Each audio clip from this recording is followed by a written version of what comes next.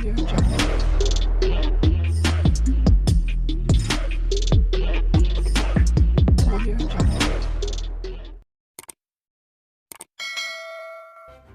kasih karena memilih channel ini. Sebelum kita mulakan video ini, sila pertimbangkan untuk menekan butang like, share, dan subscribe, dan aktifkan butang lonceng Anda agar Anda sentiasa mendapat info-info percuma pada setiap hari dari channel kami. Dan tinggalkan komen Anda karena komen Anda amatlah dihargai. Terima kasih.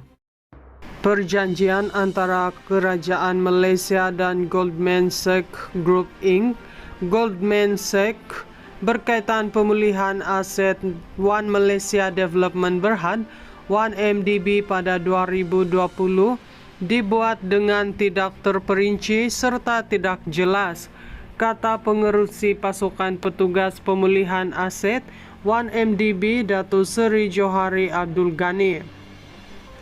Beliau berkata perkara itu merupakan faktor syarikat berkenaan mengambil kesempatan untuk tidak mahu membayar jaminan pemulihan aset berjumlah $1.4 bilion kepada Kerajaan Malaysia. Pada 2020 kita buat settlement dulu, kita bayar $2.5 bilion, kemudian dijanjikan nak bayar lagi $1.4 bilion pemulihan aset, tetapi perjanjian dibuat itu tidak terperinci. Jadi, mereka ambil kesempatan tidak mahu bayar sebab ia cakap kita dah kutip melalui embeng iaitu denda sejumlah $640 juta, jadi ditolak $1.4 bilion itu. Kemudian, kita dah dapat lebih kurang dalam $430 juta daripada DOJ, Jabatan Kehakiman Amerika Syarikat. Selepas itu, Goldman Sachs tolak settlement kita dengan IPIC, International Petroleum Investment Company. Kemudian katanya dah selesai, jadi kenapa syarikat itu perlu bayar $1.4 bilion? Kita kata tidak. $1.4 bilion itu ialah pemulihan, bukannya denda. Ada pertikaian di situ kerana perjanjian tidak jelas, katanya kepada bernama. Sebelum ini, Johari dilapor berkata perjanjian penyelesaian yang ditandatangani pada Ogos 2020 antara Kerajaan Malaysia dan Goldman Sachs memerlukan syarikat itu membayar bayaran tunai $2.5 bilion dan memberikan jaminan pemulihan aset sebanyak $1.4 bilion kepada Kerajaan Malaysia. Mengulas lanjut, Johari yang juga Menteri Perdagangan dan Komoditi berkata setakat ini pasukan petugas berkenaan masih dalam proses mendapatkan arbitrasi atau timbang tara sebagai usaha menyelesaikan perkara itu. Menurutnya, proses untuk memperoleh pemulihan aset $1.4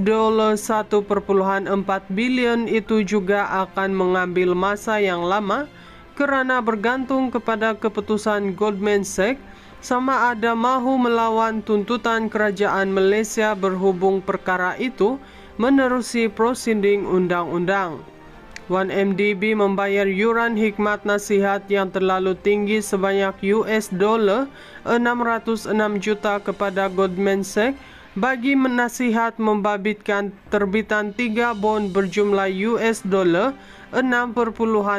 bilion. Penglibatan secara langsung Goldman Sachs dalam skandal 1MDB telah menyaksikan syarikat itu didenda oleh pelbagai pihak pengawal selia, termasuk Jabatan Kehakiman Amerika Syarikat yang berjumlah $2.9 bilion. Jumlah denda dibayar Goldman Sachs adalah melebihi bayaran tunai yang dibuat kepada Kerajaan Malaysia $2.5 bilion. Walaupun Malaysia mengalami kesan terbesar daripada skandal 1MDB apabila perlu membayar sebanyak $6.5 bilion, jumlah prinsipal serta faedah kira-kira $3.2 bilion dalam tempo 10 tahun untuk melunaskan hutang 1MDB. Perjanjian antara Kerajaan Malaysia dan Goldman Sachs Group Inc. Goldman Sachs berkaitan pemulihan aset One Malaysia Development Berhad 1MDB pada 2020 dibuat dengan tidak terperinci serta tidak jelas, kata pengerusi pasukan petugas pemulihan aset 1MDB Datuk Seri Johari Abdul Ghani. Beliau berkata perkara itu merupakan faktor syarikat berkenaan mengambil kesempatan untuk tidak mahu membayar jaminan pemulihan aset berjumlah $1.4 bilion kepada Kerajaan Malaysia. Pada 2020 kita buat settlement dulu, kita bayar $2.5 bilion, kemudian dijanjikan nak bayar lagi $1.4 bilion pemulihan aset, tetapi perjanjian dibuat itu tidak terperinci. Jadi mereka ambil kesempatan tidak mahu bayar sebab ia cakap kita dah kutip melalui embeng iaitu denda sejumlah $640 juta, jadi ditolak $1.4 bilion itu. Kemudian kita dah dapat lebih kurang dalam $430 juta daripada DOJ, Jabatan Kehakiman Amerika Syarikat. Selepas itu, Goldman Sachs tolak settlement kita dengan IPIC, International Petroleum Investment Company. Kemudian katanya dah selesai, jadi kenapa syarikat itu perlu bayar $1.4 bilion? Kita kata tidak. $1.4 bilion itu ialah pemulihan bukannya denda. Ada pertikaian di situ kerana perjanjian tidak jelas, katanya kepada bernama. Sebelum ini, Johari dilapor berkata perjanjian penyelesaian yang ditandatangani pada Ogos 2020 antara Kerajaan Malaysia dan Goldman Sachs memerlukan syarikat itu membayar bayaran tunai $2.5 bilion dan memberikan jaminan pemulihan aset sebanyak $1.4 bilion kepada Kerajaan Malaysia. Mengulas lanjut, Johari yang juga Menteri Perdagangan dan Komoditi berkata setakat ini pasukan petugas berkenaan masih dalam proses mendapatkan arbitrasi atau timbang tara sebagai usaha menyelesaikan perkara itu.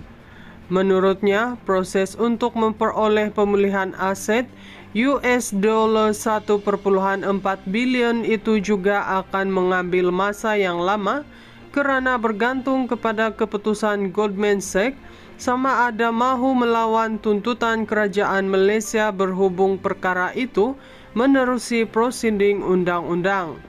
1MDB membayar yuran hikmat nasihat yang terlalu tinggi sebanyak $606 juta kepada Goldman Sachs bagi menasihat membabitkan terbitan 3 bond berjumlah $6.5 bilion.